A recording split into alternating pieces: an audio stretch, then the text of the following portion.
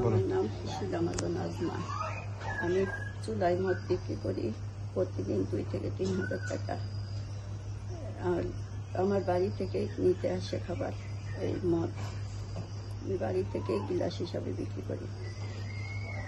আমার বাড়িতে বোতল পাওয়া গেছে 10টা, আর ড্রাম পাওয়া গেছে 8টা। ড্রামগুলো কি করেন বলেন? ড্রামগুলা ভিজানি, ওগুলো আমি পরে তুলে জ্বালাই। আমার নাম ববিতা। আমি যে জিনিস জ্বালাই সেইগুলো হচ্ছে গুছিয়ে ভিজাই, ভিজাই মাটির নিচে পুঁতে রাখছিলাম। আর ওইখানে 5টা ড্রাম পাওয়া গেছে, ওগুলো গিলাস হিসাবে বেশি 2-3 হাজার টাকা কিনে সারাদিনে।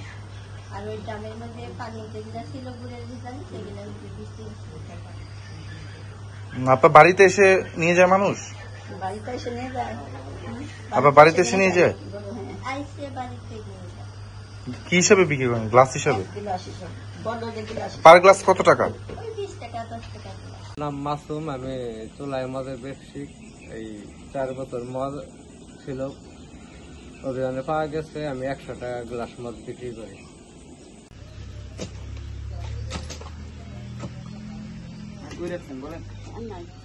বলেন, আরো তো আছে এখানে, আরো আছে, দেখেন, আপনি দেখেন, দেখলে বুঝবেন।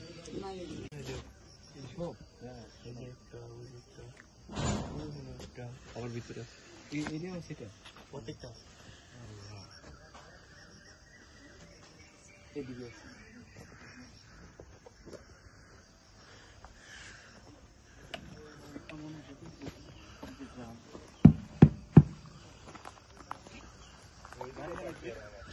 এই